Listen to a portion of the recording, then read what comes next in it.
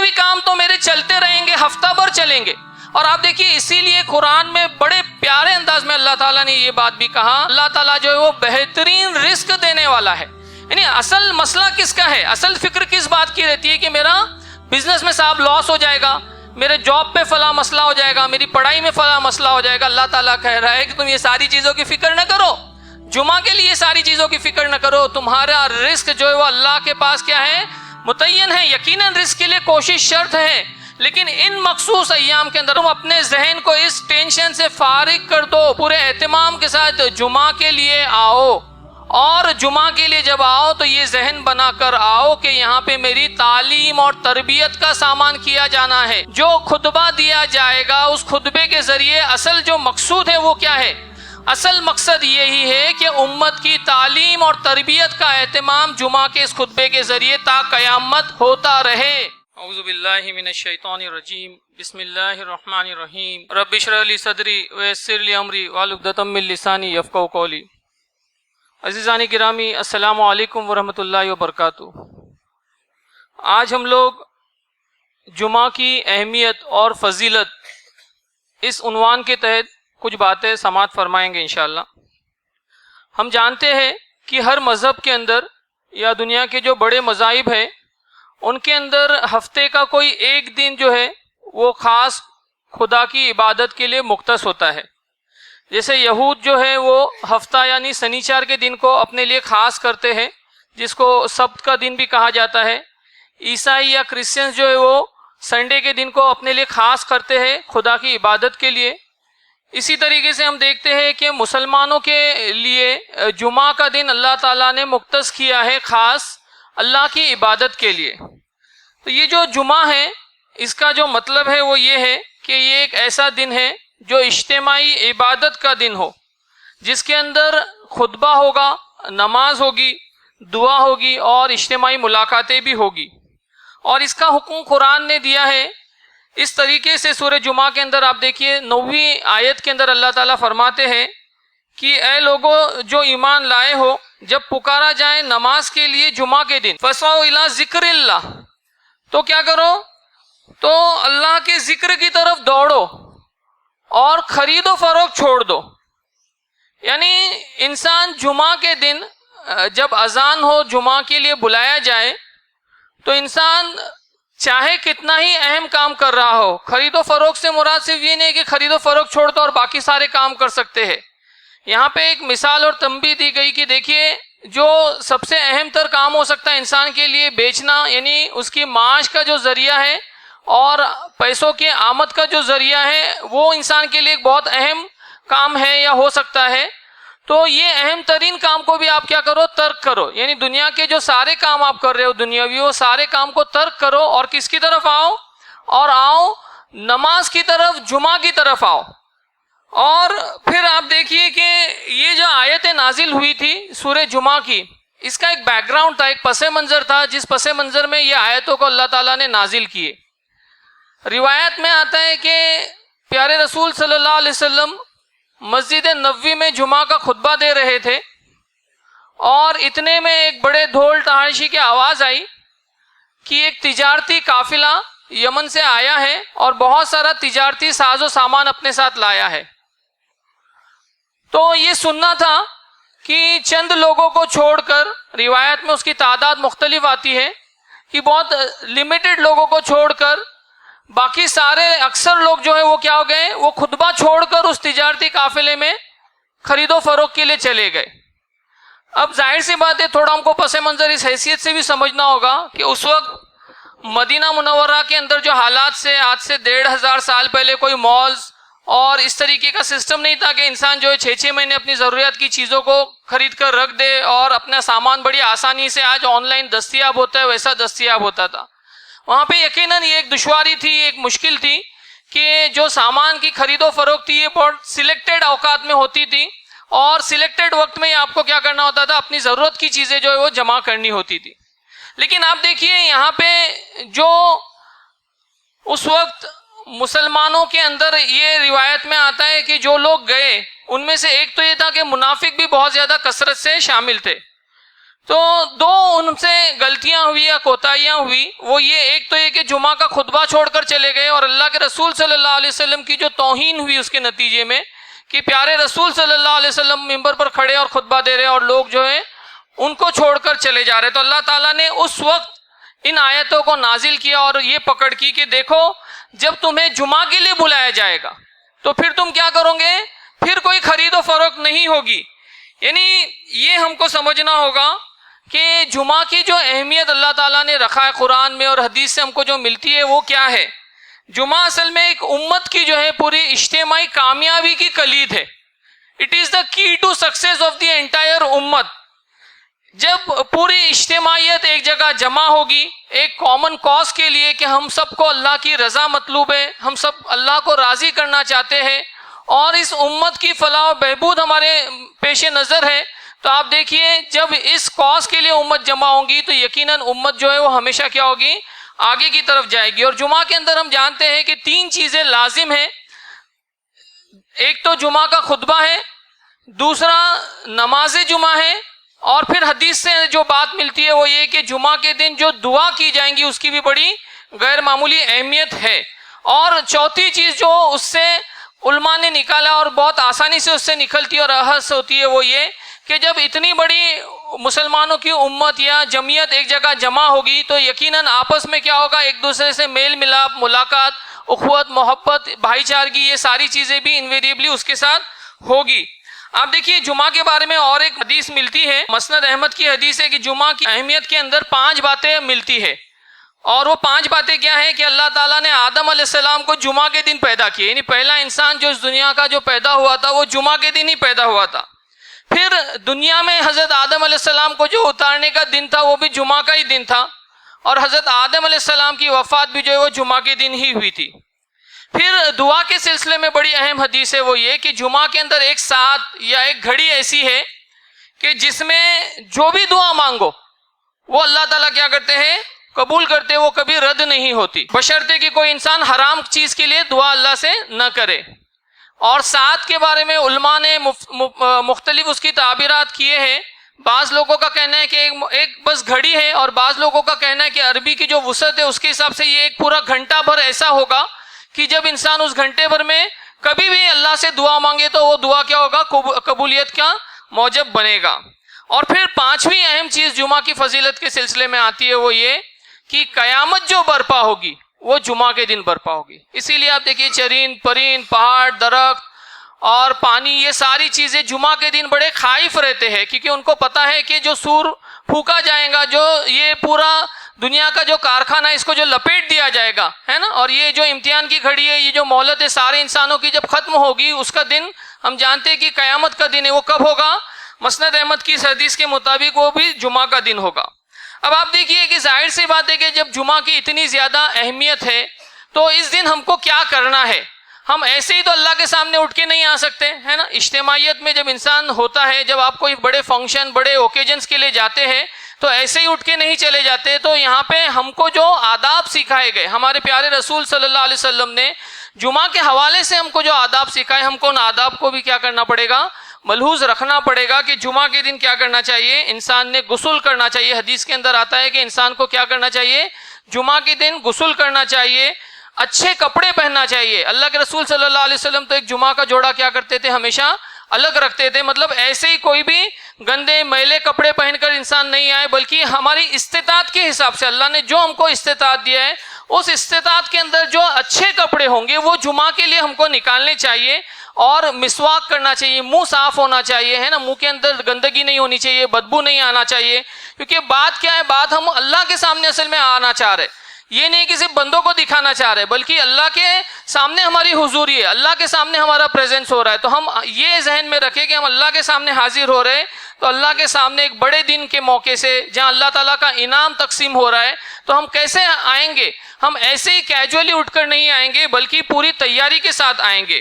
پھر آپ دیکھیے کہ قرآن جو کہتا ہے کہ نماز پوری ہو جائے تو کیا کرو، جمعہ کی جب نماز پوری ہو جائے تو پھر اختیار ہے کہ کیا کر سکتا ہے انسان، زمین کے اندر پھیل جاؤ اور اپنے اللہ کے فضل کو تلاش کرو. یعنی رزق کی تلاش میں انسان کیا کر سکتا ہے، چاہے تو جمعہ تک، یعنی یہ پابندی لگی ہوئی ہے، جمعہ کی نماز تک پابندی ہے. اب اس کے بعد آپشن ہے، چاہے تو انسان کیا کرے، اگر اس کے رزق کے تقاضے ہیں، اس کے جاب کا تقاضا ہے، اس کے اسکول کالج کا کچھ کمٹمنٹ ہے، تو انسان کیا کرے، اس کے لیے بالکل وہ آزاد ہے کہ وہ کیا کرے، جائے اور اللہ کو وہاں پہ لیکن کثرت سے یاد کرتے رہے. یہ نہیں کہ جمعہ سے تعلیم اور تربیت تو لیا اور پھر باہر جانے کے بعد میں وہ عملی طور پہ جو مسلمان ہونے کا جو ثبوت دینا تھا، یعنی اس کے معاملات سے جھوٹ نہیں بولنا ہے، سچ بولنا ہے، ایمانداری سے کام کرنا ہے، رشوت نہیں لینا ہے، دھوکہ نہیں دینا ہے، لوگوں کو ستانا نہیں ہے، تکلیف نہیں دینا ہے، غیبت نہیں کرنا ہے، یہ سارے جو احوال ہیں نا، یہ سارے احوال کو انسان کو کیا کرنا چاہیے، دھیان رکھنا چاہیے کہ وہ جب اللہ کی زمین پر چل پھرے گا، اپنے معاملات کے اندر، دنیاوی معاملات کے اندر جب مصروف رہے گا، تو اس کو یہ ساری چیزوں کا کیا کرنا چاہیے، دھیان رکھنا چاہیے. اور اللہ تعالیٰ نے یہ دیکھیے کتنی بڑی زبردست بات ہے کہ ہمارے لیے، امت مسلمہ کے لیے اللہ تعالیٰ نے یہ بات اختیاری رکھ دی کہ جمعہ کی ان ساعتوں کے اندر تو تم کیا کرو، مسجد کے اندر آؤ، یہ ان عبادات کا اہتمام کرو، اس کے بعد چاہے تو کیا کرو، تم آزاد ہو. ورنہ آپ دیکھیے اس سے پہلے جو امتیں تھی، یہود کے بارے میں ہم جانتے ہیں کہ سبت کا دن، سنیچر کا دن ان کے لیے پورا مختص تھا کہ وہ پورے سنیچر کے دن کاروبار، دنیاوی سارے کام کو کیا کریں گے، چھوڑ دیں گے اور صرف اللہ کی عبادت کے اندر مشغول ہوں گے. آپ دیکھیے آج بھی جو یہود، پریکٹسنگ یہود ہے، ان کا اگر آپ معمول دیکھیں گے تو جمعہ کی مغرب بعد سے وہ اپنے فونز کو سوئچ آف کر دیتے، ڈسکنیکٹ کر دیتے، اور پورا سنیچر کا دن کیا کرتے ہیں، وہ خدا کی عبادت میں اپنے آپ کو لگائے ہوئے رہتے ہیں.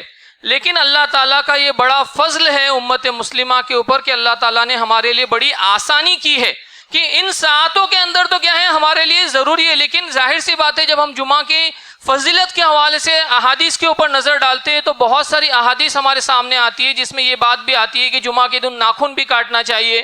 پھر جمعہ کے دن آپ دیکھیے سورہ کہف کو بالخصوص پڑھنا چاہیے جو فتنہ دجال سے بچنے کا سبب ہے. تو پڑھنا چاہیے، یہ نہیں کہ ہم نے آئے اور صرف تلاوت کی، بلکہ اس کو سمجھنا چاہیے، اس کے مفہوم کو سمجھنا چاہیے کہ سورہ کہف میں کیا میسج دیا گیا ہے. سورہ کہف میں آپ دیکھیں گے 4 بڑے مضامین سے ڈیل کیا گیا ہے نا. نوجوانوں کے حوالے سے جو آزمائش اس دنیا کے اندر ہونے والی ہے، مال کے حوالے سے جو آزمائش اس دنیا کے اندر ہونے والی ہے، پھر علم کے حوالے سے جو آزمائش اس دنیا کے اندر ہونے والی ہے، اور سب سے بڑی آج ہم دیکھ رہے ہیں کہ پاور کے حوالے سے جو آزمائش اس دنیا کے اندر ہونے والی ہے. کیونکہ جب انسان کے پاس پاور آتا ہے تو کیا ہوتا ہے، انسان اس پاور کا اکثر و بیشتر ہم دیکھتے ہیں کہ لوگ غلط استعمال کرتے ہیں، اور جو ظلم ہو رہا ہے، جو ستم ڈھایا جا رہا ہے، یہ سب کیا ہے، یہ اسی کا نتیجہ ہے کہ آج ہم جمعہ کے اندر جو وہ ساری چیزیں رکھی گئی تھی ہماری خیر و فلاح کے لیے، ہم نے اس کو چھوڑ دیا، ترک کر دیا، اور جمعہ کو ایک رسم بنا دیا کہ نہیں صاحب ہم کو کیا کرنا ہے، اگر جمعہ کے لیے آنا بھی ہے تو ہم صرف کیا کریں گے، جمعہ کی نماز کسی طرح پڑھ لیں گے، ہمارا کیا ہو جائے گا،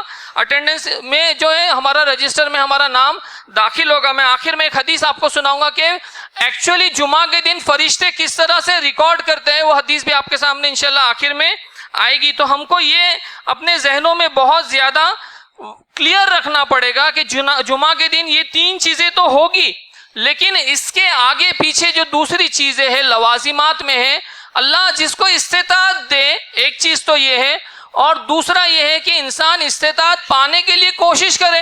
میں اپنے شیڈیول کا ایسے بناؤں، میں اپنے کاموں کو ایسے بناؤں، میں اپنے پڑھائی کی ایسی ترتیب دوں کہ میں جمعہ کا کم سے کم آدھا دن تو خود کے لیے کیا کروں، فارغ رکھوں، تاکہ میں اللہ کی عبادت کروں. اور بہت ساری احادیث میں ہم جانتے ہیں کہ ایک جمعہ سے دوسرے جمعہ تک کے جتنے گناہ ہیں اللہ تعالیٰ کیا کر دیتے ہیں، وہ گناہوں کو بھی اللہ تعالیٰ معاف کر دیتے ہیں. یعنی کتنا بڑا زرین موقع ہے ہمارے لیے، کتنی بڑی اپورچونٹی ہے کہ جمعہ کے اندر اللہ تعالیٰ کیا کریں گے، ہمارے بہت سارے گناہ بھی کیا کر سکتے ہیں، معاف کر سکتے ہیں. پھر اس کے بعد آپ دیکھیے ہم کو یہ چیز بھی سمجھنی ہوگی کہ جمعہ کے اندر یہ ساری چیزیں رکھی گئی ہے، لیکن جب ہم قرآن کا بغور مطالعہ کرتے ہیں تو جو بات قرآن نے صراحت کے ساتھ اسٹریسفلی جس بات کو پیش کیا ہے وہ بات کیا ہے. قرآن کہتا ہے کہ جب بلایا جائے جمعہ کے دن تو کیا کرو، فَاسْعَوْا إِلَىٰ ذِكْرِ اللَّهِ، اللہ کے ذکر کی طرف دوڑو. اور جب ہم قرآن کی تفاسیر پڑھتے ہیں تو مفسر قرآن نے بہت واضح طور پہ 2 باتیں لکھی ہے، 2 اوپینینز میں ڈیوائیڈڈ ہے. ایک اوپینین یہ ہے کہ قرآن نے جو ذکر کی طرف آنے کے لیے کہا ہے نا، وہ صرف اور صرف خطبہ جمعہ ہے. اور بعض مفسرین نے یہ لکھا ہے کہ نہیں، خطبہ اور نماز دونوں اس کے اندر کیا ہے، شامل ہے. لیکن بہرحال ہم کو یہ سمجھنا ہوگا کہ اللہ تعالیٰ نے یہ جمعہ کے دن کا انتظام امت مسلمہ کے لیے تا قیامت کیوں کیا، اس کی کیا وجہ ہے، اس کی حکمت کیا ہے، اس کی غرض و غایت کیا ہے۔ جب تک ہم یہ نہیں سمجھیں گے بحیثیت قوم، بحیثیت کمیونٹی، بحیثیت امت، ہم اس اصل منشا کو نہیں پائیں گے، اور اس کے نتیجے میں کیا ہوگا، کامیابی کا جو راستہ جو اللہ تعالیٰ نے ہمارے لیے ذریعہ رکھا ہے ہم اس کو کیا کریں گے، مس کر دیں گے۔ آپ دیکھیے قرآن نے بہت واضح طور پر یہ الفاظ استعمال کیا ہے کہ جمعہ کے دن جب ذکر کے لیے بلایا جائے، یعنی خطبے اور نماز کے لیے جب بلایا جائے تو کیا کرو، اپنے دنیاوی سارے کام کو کیا کر دو، ترک کر دو، چھوڑ دو اور دوڑو۔ دوڑنے سے مراد یہ نہیں ہے کہ ہم بھاگتے ہوئے آئے دیوانہ وار، بلکہ حدیث میں ہم جانتے ہیں کہ صحیح حدیث میں یہ بات بھی آتی ہے کہ نماز کے لیے دوڑتے ہوئے آنے کا حکم نہیں ہے، بڑے اطمینان سے آئیے، آ کے آرام سے نماز پڑھیے، ورنہ کیا ہوگا، دوڑنے میں انسان کی سانس پھولیں گی، اس کا دھیان ہٹے گا۔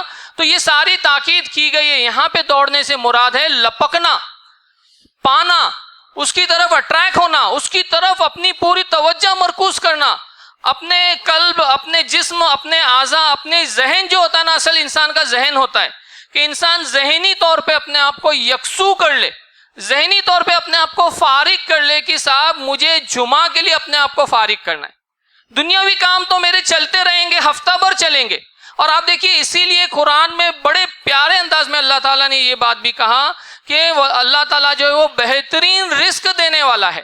یعنی اصل مسئلہ کس کا ہے، اصل فکر کس بات کی رہتی ہے کہ میرا بزنس میں صاحب لاس ہو جائے گا، میرے جاب پہ فلاں مسئلہ ہو جائے گا، میری پڑھائی میں فلاں مسئلہ ہو جائے گا۔ اللہ تعالیٰ کہہ رہا ہے کہ تم یہ ساری چیزوں کی فکر نہ کرو، جمعہ کے لیے ساری چیزوں کی فکر نہ کرو، تمہارا رزق جو ہے وہ اللہ کے پاس کیا ہے، متعین ہے۔ یقیناً رزق کے لیے کوشش شرط ہے، لیکن ان مخصوص ایام کے اندر اللہ تعالیٰ کیا کہہ رہے کہ تم اپنے ذہن کو اس ٹینشن سے فارغ کر دو، پوری طرح یکسو ہو جاؤ، پوری تیاری کے ساتھ، پورے اہتمام کے ساتھ جمعہ کے لیے آؤ۔ اور جمعہ کے لیے جب آؤ تو یہ ذہن بنا کر آؤ کہ یہاں پہ میری تعلیم اور تربیت کا سامان کیا جانا ہے، یہاں پہ میری ہدایت کا سامان کیا جانا ہے۔ جو خطبہ دیا جائے گا اس خطبے کے ذریعے اصل جو مقصود ہے وہ کیا ہے، اصل مقصد یہی ہے کہ امت کی تعلیم اور تربیت کا اہتمام جمعہ کے اس خطبے کے ذریعے تا قیامت ہوتا رہے۔ اور جب جب امت اس سبق کو بھولی ہے کہ خطبہ اور خطبہ اردو میں، اس تنازع پہ آپ دیکھیے ہندوستانی مسلمان آج بھی الجھے ہوئے ہیں۔ ارے صاحب خطبے کا مقصد جو ہے وہ کیا ہے، انسان کی تعلیم اور تربیت ہے۔ لوگ کہتے ہیں کہ پھر نماز کو بھی اردو میں لانے کا، صاحب نماز تو اللہ کا کلام ہے، خطبہ اللہ کا کلام نہیں ہے۔ قرآن اور حدیث کی تعلیم دینا مقصود ہے، دونوں کے فرق کو ہم کو سمجھنا ہوگا۔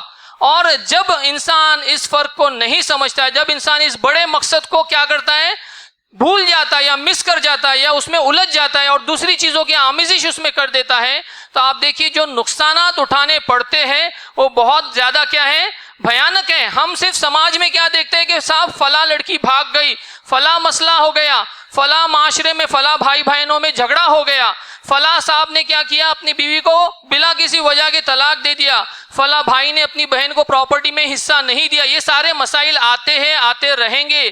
اس کی بڑی وجہ کیا ہے، امت کی جب تعلیم اور تربیت نہیں کی جائیں گی تو امت کے اندر یہ سارے مسائل اور اس طریقے کے اور بہت سارے مسائل، بچے اپنے والدین کی نہیں سن رہے، بڑوں کا ادب نہیں ہو رہا ہے، بچوں سے محبت نہیں ہو رہی ہے، یہ سارے واقعات رونما ہوتے ہیں، ہوتے رہیں گے۔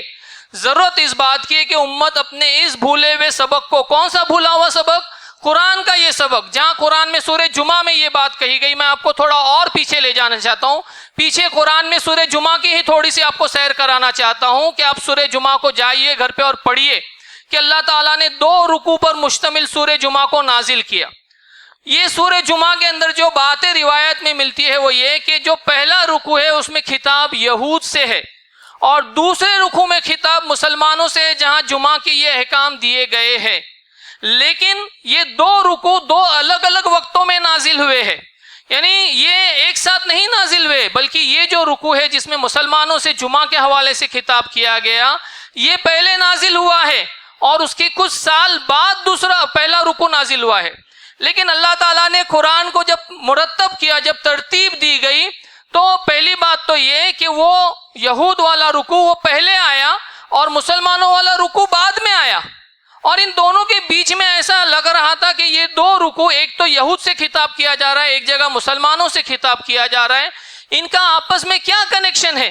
جب آپ اس کو بغور پڑھیں گے تو ان کا بڑا اہم کنیکشن ملے گا. وہ کیا ہے کہ وہاں پہ یہود کو یہ بتایا گیا کہ تمہاری تعلیم اور تربیت کے لیے جو انتظام کیا گیا تھا توریت کے ذریعے سے، تم نے کیا کر دیا؟ اسے پس پشت ڈال دیا، اس کی قدر نہیں کی. اور اللہ تعالیٰ نے ان کی مثال دی ایک گدھے کی کہ تمہاری مثال گدھے کی ہے جس کے پیٹھ کے اوپر کیا ہے؟ کتابیں رکھی ہوئی ہے. اور سبق کس کو اللہ تعالیٰ دینا چاہتے ہیں؟ سبق دینا چاہتے ہیں امت مسلمہ کو کہ دیکھو یہ یہود سے عبرت لو کہ کس طرح انہوں نے اپنی کتاب کے ساتھ ایسا سلوک کیا جس کے نتیجے میں ذلت اور رسوائی آئی. پھر ان کے حوالے سے یہ بات بھی آتی ہے کہ جس طرح انہوں نے سبت کے دن کا، سنیچر کے دن کی ناقدری کی، جو دن اللہ کی عبادت کے لیے ان کے لیے رکھا گیا تھا اس کی ناقدری کی، تو اس کا نتیجہ کیا ہوا؟ وہ ذلت و خوار سے دوچار ہوئے. اسی لیے اللہ تعالیٰ نے اس سورے کے اندر مسلمانوں کو یہ کہا کہ تمہارے کو جب جمعہ کے دن بلایا جائے تو اللہ کے ذکر کی طرف دوڑو. یہ اصل وہ میسج ہے، یہ اصل وہ پیغام ہے جس کو ہم کو سمجھنا ہوگا. ورنہ ہم جانتے ہیں کہ جب ہم اس پیغام کو چھوڑ دیں گے تو ذلت، رسوائی اور یہ سارے پرابلمز جس کا میں نے تذکرہ کیا اور ایسے بہت سارے پرابلمز آئیں گے. لیکن جب ہم پازیٹیولی سوچے، جب ہم قرآن کے اس مقصد کو پائے، اور میں آپ کے سامنے پیارے رسول صلی اللہ علیہ وسلم کی کچھ احادیث کو بھی رکھتا ہوں کہ اللہ کے رسول صلی اللہ علیہ وسلم نے جمعہ کے حوالے سے کیا تعلیمات پیش کی. آپ دیکھیے بخاری کی حدیث ہے کہ بخاری میں ہے کہ نمازی خطبے کی طرف کان لگائے رکھے اور خطیب کے وعظ و تقریر کو پوری توجہ اور ذہنی یکسوئی سے سنے. کیا کریں؟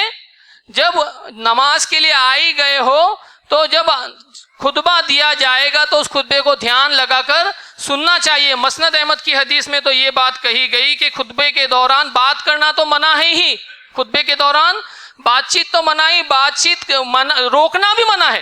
یعنی آپ بچوں کو یہ بھی نہیں کہی. بعض لوگوں نے کہا کہ نہیں صاحب اشارے سے ایٹ لیسٹ کہو تاکہ دوسروں کو ڈسٹرب نہیں ہو. مطلب اس کی جو انٹینسٹی ہے، اس کی جو شدت ہے وہ بیان کی جا رہی ہے کہ خطبے کے وقت انگلش میں بولتے ہیں نا کہ پن ڈراپ سائلنس ہونا چاہیے. ساری توجہ کہاں پر ہونا چاہیے؟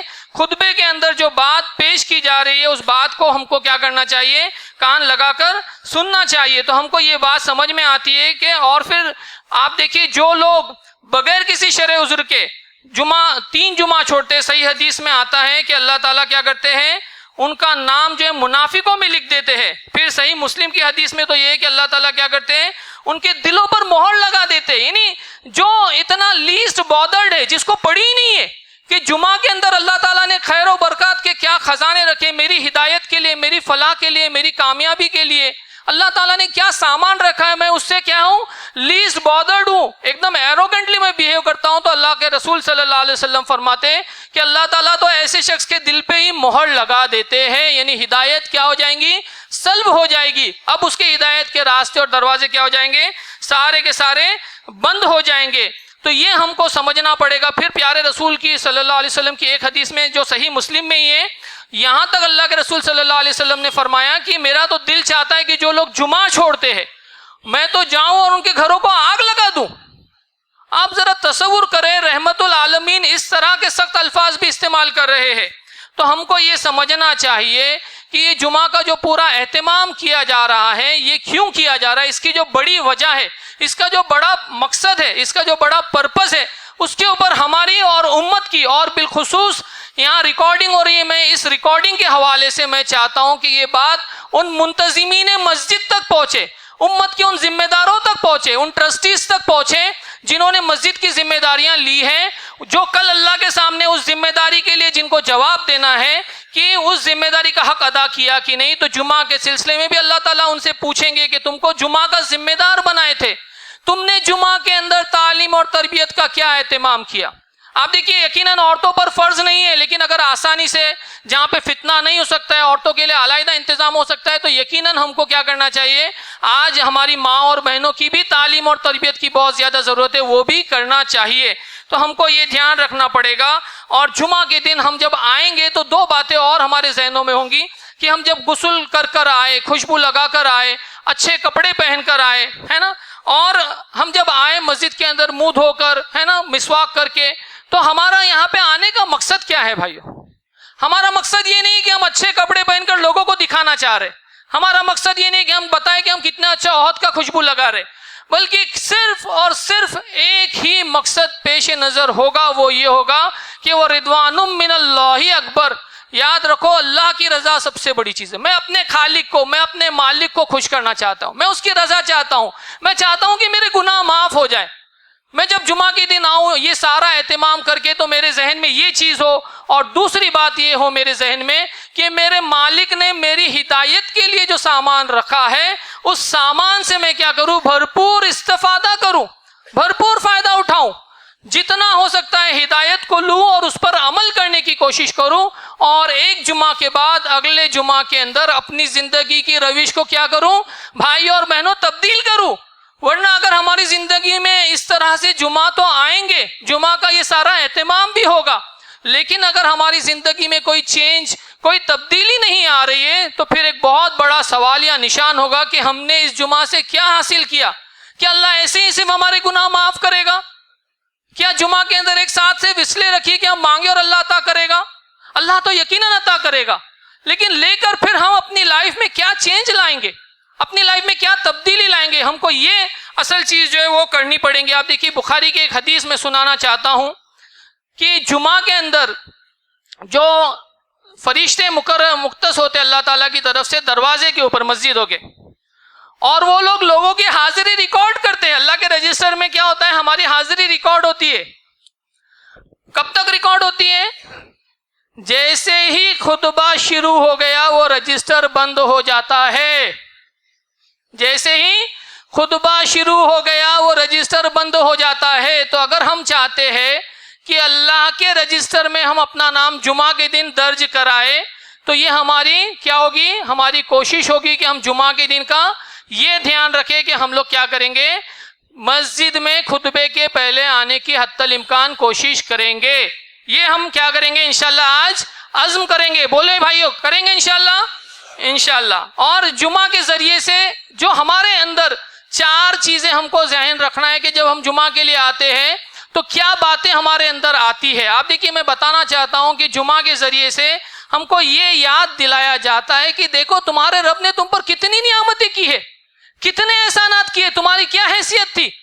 تم تو کچھ بھی نہیں تھے، کسی اعتبار سے کچھ بھی نہیں تھے، لیکن تمہارے رب نے تم پر کتنے زبردست احسانات کیے ہیں۔ ان احسانات کو یاد کرو، ان نعمتوں کو یاد کرو۔ حضرت عبد الرحمن بن عوف کے بارے میں آتا ہے کہ ایک مرتبہ تندور ان کے پاس آئی، ایک دم اچھی بنی ہوئی۔ وہ جب تندور لیے تو رونے لگے۔ صحابہ نے پوچھا، آپ نے اب تندور کی خواہش کی تھی، تندور آپ کے سامنے آیا، آپ تندور کھانے کی بجائے رو رہے ہیں؟ کہا مجھے یہ احساس ہوا کہ کہیں ایسا تو نہیں کہ میرا جتنا بھی صلہ ہے اللہ اس دنیا میں ہی مجھے دے رہا ہے۔ صحابہ ایک ایک نعمت کے اوپر اللہ کو یاد کرتے تھے کہ اللہ ہم پر کتنا مہربان ہے اور کیسی کیسی نعمتیں اللہ تعالیٰ کر رہا ہے۔ پھر جمعہ میں یہ احساس دلایا جاتا ہے کہ تجھے کل آخرت میں اپنی زندگی کے سارے اعمال کا جواب دینا ہوگا، تو بچ کر نہیں نکل سکتا ہے۔ تیرے ہر عمل کا، تیرے ہر چھپے اور ہر کھلے عمل کا کیا کرنا ہوگا؟ جواب دینا ہوگا۔ اور جو عمل تو نے کیا اس عمل کو کس نیت کے ساتھ کیا، تیری وہ نیت بھی اللہ تعالیٰ کیا کریں گے؟ وہاں پہ آیا کریں گے۔ تجھے ہر عمل کا جواب دینا ہوگا۔ کل قیامت میں تجھے کیا کرنا ہوگا؟ یہ سارے اعمال کا جواب دینا ہوگا۔ آپ سوچئے کیسا منظر ہوگا۔ وہ صحابہ تصور کرتے تھے اور تصور کر کے خوف زدہ ہوتے تھے۔ حضرت ابو بکر صدیق رضی اللہ تعالیٰ عنہ کے بارے میں آتا ہے کہ کہتے تھے کاش میں تو ایک چڑیا ہی ہو جاتا۔ حضرت ابو بکر کہتے تھے کاش میں ایک چڑیا ہوتا جس سے کوئی حساب کتاب نہیں ہو، اور ہم کتنے آسانی سے، کتنے دھڑلے سے گھوم رہے۔ ایسا لگتا ہے کہ ہمارے نام اعمال تو اتنے بھر گئے کہ ہم جنت کے مستحق اپنے آپ کو ٹھہر رہے۔ جمعہ میں اس بات کی یاد دلائی جاتی ہے کہ تو جس طرح کی اگر غلط زندگی گزار رہا ہے تو اس کا انجام کیا ہونے والا ہے؟ اس غلط کاموں کا، ان گناہوں کا انجام صرف اور صرف جہنم ہے۔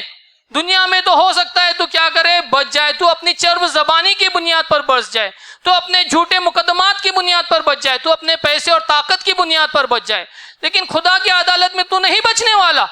اور پھر وہاں تجھ سے جو محاسبہ کیا جائے گا، وہاں تجھ پر جو عذاب نازل کیا جائے گا، قرآن تو یہ کہتا ہے کہ وہ جہنم کا جب عذاب دیکھیں گے تو وہ شدت غضب سے پھٹی جا رہی ہوگی.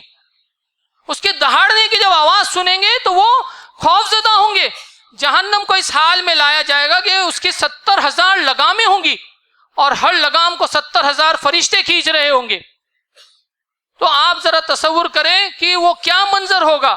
پھر اس کے بعد جمعہ کے خطبے کے ذریعے سے یہ تعلیم دی جاتی ہے, یہ یاد دلایا جاتا ہے کہ اگر تو اس دنیا میں اچھے کام کر, چاہے اس نیکی کا کوئی بدلہ اس دنیا میں نہ ملے, چاہے تجھے دیکھنے والا کوئی نہیں, چاہے کوئی اپریسیشن نہ ملے, چاہے کوئی ایوارڈ نہیں ملے, لیکن اللہ کے یہاں جنت کے فلسوروپ تیرے لیے ایک بہت بڑا انعام رکھا گیا ہے. ایک ایسی جنت رکھی گئی ہے, بخاری کی حدیث ہے, کہ جس کا تصور بھی انسان نہیں کر سکتا. انسان اپنے لیے جو بہترین چیز مانگ سکتا ہے وہ اس کے ذہن کی اپج ہو سکتی ہے. اللہ تعالیٰ کہتے ہیں کہ تمہارے امیجنیشن کے بیونڈ, تمہارے تصور کے بیونڈ ہم تم کو جنت میں ایسی نعمتیں دیں گے جس کا تم اس دنیا میں تصور بھی نہیں کر سکتے. اور آخری بات جمعہ میں جو یاد دلانی چاہیے, دلائی جاتی ہے, وہ یہ کہ موجودہ جو حالات ہے بھائیوں, جب بھی حالات امت پر آتے ہیں, آتے رہیں گے قیامت تا قیامت, ان حالات کے اندر ہمارا رول کیا ہوگا. اللہ نے ہم کو جو وقت دیا ہے, جو صلاحیت دیا ہے, جو مال دیا ہے, یہ کس لیے دیا ہے؟ یہ صرف بچا کے رکھنے کے لیے نہیں ہے کہ صاحب آج میرے فیملی سیف ہے, آج میرے اوپر کوئی پرابلم نہیں ہے, آج وہاں نو میں مسلمانوں پر پرابلم ہے, آج فلاں جگہ پرابلم ہے, آئی ایم سیف. کل قیامت میں یہ نہیں چلنے والا. اور یہ سیف کب تک رہیں گے؟ آپ دیکھیے, اللہ نے جو کچھ بھی دیا ہے یہ احساس دلانے کے لیے کہ صاحب تجھے اس دنیا میں عمل کے لیے اتارا گیا ہے. جب وقت کا رسول بھی, ہم دیکھتے ہیں کہ اللہ کے رسول صلی اللہ علیہ وسلم کیا کیے, غزوہ خندق میں صحابہ آئے, کہے کہ اللہ کے رسول صلی اللہ علیہ وسلم بھوک سے ہم کیا کر رہے, پریشان ہیں. وہ کہا کہ ہم نے اپنے پیٹوں پر پتھر باندھے ہیں. پیارے رسول صلی اللہ علیہ وسلم نے اپنا کرتا اٹھایا, کہا میں نے 2 پتھر باندھا ہوں. وقت کے رسول کو بھی میدان عمل میں آنا پڑا. ہم سمجھتے کہ صرف دعائیں کر کے سارے مسائل حل ہو جائیں گے. صاحب تو رسول کی دعا کافی تھی, ہم جیسے گنہگاروں کی دعا کی کیا ضرورت ہے؟ لیکن اللہ تعالیٰ نے موقع دیا ہے, مہلت عمل دیا ہے. آج جو ہم کر سکتے ہیں امت کی بہبود کے لیے, امت کی فلاح کے لیے, چاہے آپ ایجوکیشن میں کام کر سکتے, ہیلتھ میں کر سکتے, دعوت میں کر سکتے, ان سارے پرابلمز کے اگینسٹ کام کر سکتے. اللہ نے جو صلاحیت, جو ٹیلنٹ آپ کو دیا ہے, جو اجتماعیت آپ کو اچھی لگتی ہے, اس اجتماعیت سے جڑے اور میدان عمل میں آئے. آپ دیکھیں اس حدیث کے اوپر میں اپنی بات کو ختم کرتا ہوں کہ ایک صحیح حدیث ہے جس میں اللہ کے رسول صلی اللہ علیہ وسلم نے فرمایا کہ ایک شخص اپنے جنگ کے اندر جو ہے وہ شہید ہوگا, اور شہادت اس حالت میں ہوتی ہے کہ وہ جو گھوڑا ہے وہ بھی شہید ہوتا ہے, اور جتنا سامان لے کر جنگ میں آیا تو سامان بھی کیا ہوتا ہے, پوری جنگ کے اندر جنگ کی نظر ہو جاتی ہے. یعنی جو کچھ بھی اللہ نے اس کو دیا تھا اس نے کیا کیا, اللہ کی راہ میں لگا دیا. کل قیامت اس کا درجہ جو ہے وہ بڑا بلند ہوگا. تو اگر ہم بڑا بلند درجہ چاہتے قیامت کے اندر, جنت کے اندر اللہ کا دیدار کرنا چاہتے بھائیوں اور بہنوں, تو ہم کو یہ سمجھنا ہوگا کہ موجودہ حالات میں بھی ہمارا رول ہے.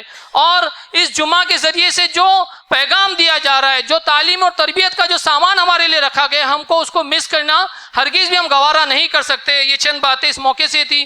اللہ تعالیٰ سے دعا ہے کہ اللہ تعالیٰ ہم کو کہنے سننے سے زیادہ عمل کرنے کی توفیق دے. آمین و آخر دعوانا الحمدللہ رب العالمین.